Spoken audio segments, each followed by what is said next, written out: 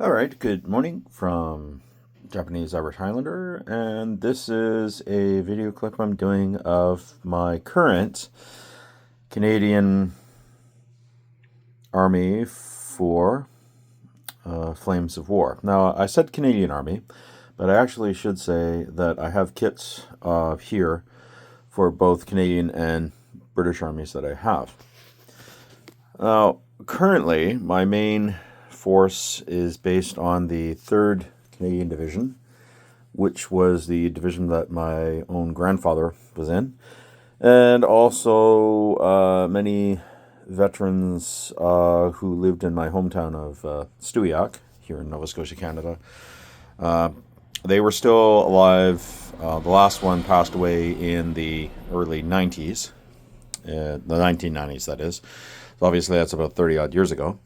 But I also have my infantry here. Now, obviously, I'm trying to sort everything out and get everything organized according to the Flames of War system. Now, originally, I've probably talked about this before, but I'm actually making a video of it today.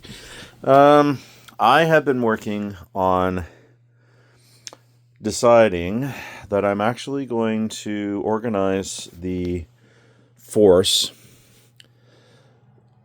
along the lines of the Flames of War system, which means that I have to organize my infantry, my artillery, and my armor into the actual bits and pieces of that. Now, so far, these are the cards published by Flames of War. So, as an example, this is a rifle company headquarters. And on the back, it lists what you actually need to put together a rifle company for a British or Canadian force in Northwest Europe. So, I need a rifle company headquarters. I need 2 to 3 rifle platoons, a 3-inch mortar platoon, a 6-pounder anti-tank platoon, a Vickers machine gun platoon, another Vickers machine gun, or a heavy mortar platoon. So that would be the, it's just a 4.2, but it could be the main mortar sections that most Canadian and British units had at the time. A universal carrier patrol, and followed by another one, but that second one could potentially be a Wasp flamethrower patrol. And if we look at the kits that I actually have, you can see I have a plethora of kits for both my Canadian and British troops. So I have a very large amount of universal carriers. I also have my 6-pound anti-tank troop, which is being pulled by their own carriers. So some of these have been marked up as the 4th Canadian Armored Division. That's basically because that was the only Canadian decals that I was actually able to acquire. So while some of the tanks and equipment will have that, the infantry will actually be part of the 3rd Division. But during the Normandy campaign, a lot of times you had different units attached elsewhere. So now my mortar platoon is a universal carrier and a M3 half track. I believe that's what it's called. And of course, you can see I also have a small battery of pheasants, aka 17-pounders. Now, I've realized that after I built those, that those were actually a expedient mount for the 17-pounder. That was mostly used in the North Africa campaign, but my modeling being as it is, if I have the kits, I will put them together and use them where they need be. So this particular force that I was putting together did not have a heavy anti-tank battery, so that's the heavy anti-tank battery that I've built. Going through all of the kits I have, the plastic boxes that I store these in, They're a mixture of boxes that I've built, or not built, bought from different sources. Some of these actually were bought in Japan from dollar stores. The other ones I've actually picked up from Canadian Tire here in Canada, which is basically these boxes. Usually the little ones run around about $1 each or so. That large box was basically $5 Canadian with the exchange rates and everything else. And as you can tell, there is a very large amount of figures that I have mounted, and I've listed what units they actually are. However, I'm going to have to remount some of them, obviously, because over time, in storage and things, and also when you have them on the tabletop, you'll have bits of them pop off. Now you can also see that within my little study here that I have different source books. You can see that I have a very good volume on the British Army. I also have some other source books. Back there you see British forces in North America, and that's through the Napoleonic to War of 1812 stage. I also was building a set of Humber armored cars. I picked that up from the local airport museum close by, and those I was able to build one, and I built a second turret, and that second turret came in handy because the Hasegawa kit that I built the painted one in, the guns actually snapped off its turret.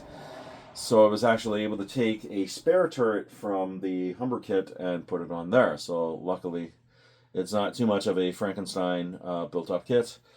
But we also have 2 Humbers up front with one of the other little dingo scout cars. And I have a couple of these dingoes.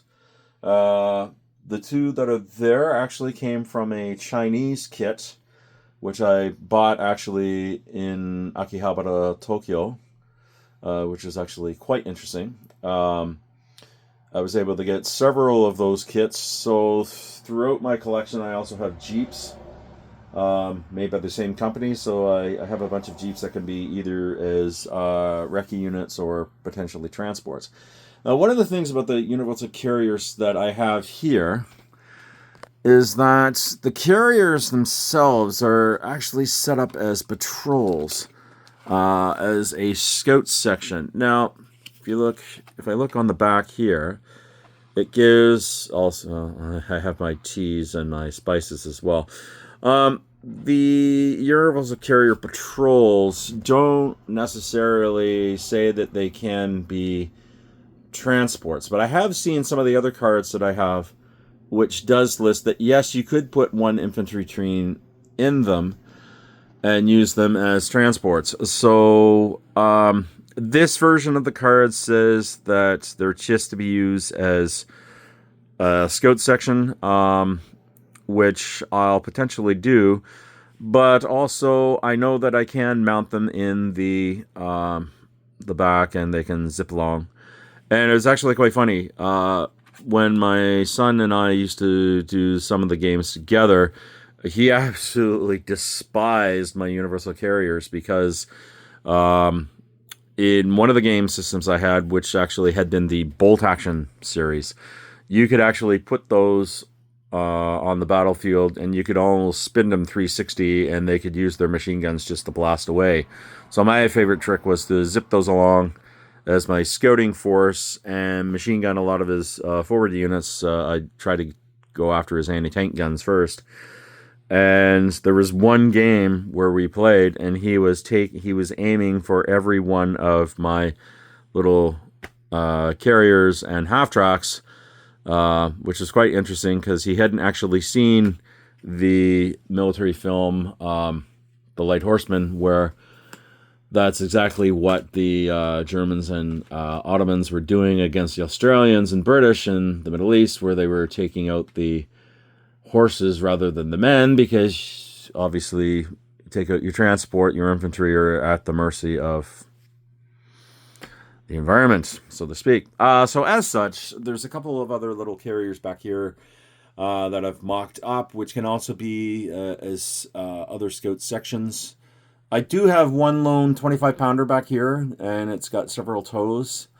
I have to go through my boxes and find the other 25 pounders I have. I know I've built many of them. There's also a section of sextants. That's one entire battery there.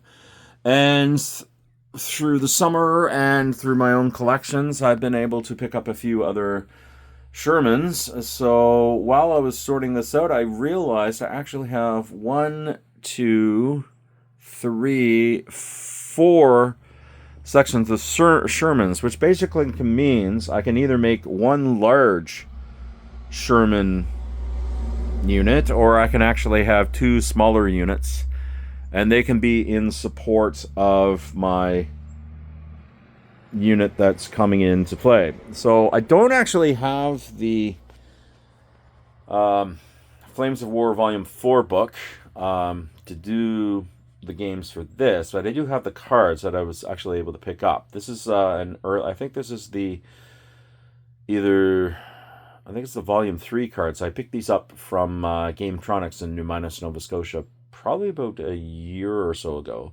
I also was able to pick up the Soviet and German cards. Now, Flames of War Battlefront Miniatures have put out another version of that.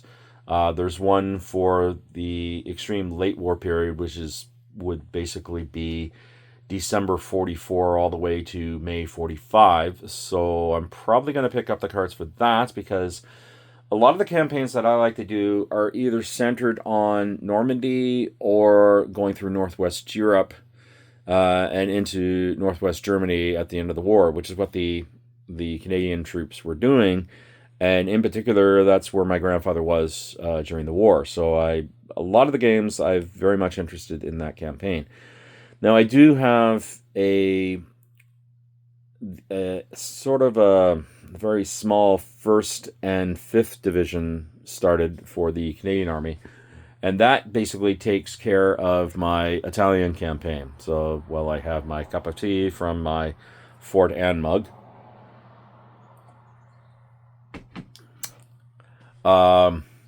It's rather interesting that I'm in the process of trying to build up at least to a minimum standard, or to the amount I can, to have all 5 Canadian divisions on the table. I actually have enough figures and kits to also put together, I believe, up to 2 British divisions. So that basically takes care of the 21st Army Group, which is what the British and Canadians fell under, I believe, during that. So that was every Canadian division that was in the Normandy campaign. That would be the second, 3rd, and 4th divisions. The 1st and the 5th were still in Italy until the late fall of 44, I believe, and then they were all transferred up because the government of Canada and the main commanding officers of the Canadian Army decided that all 5 Canadian divisions should be together. So that's where they all got sent into Holland and went from there. So anyway, it's just another little clip that I've done up of my forces here, and that eventually, when I do get around to doing some more games, that I'll actually be using these kits according to the Flames of War cards. Have a good one.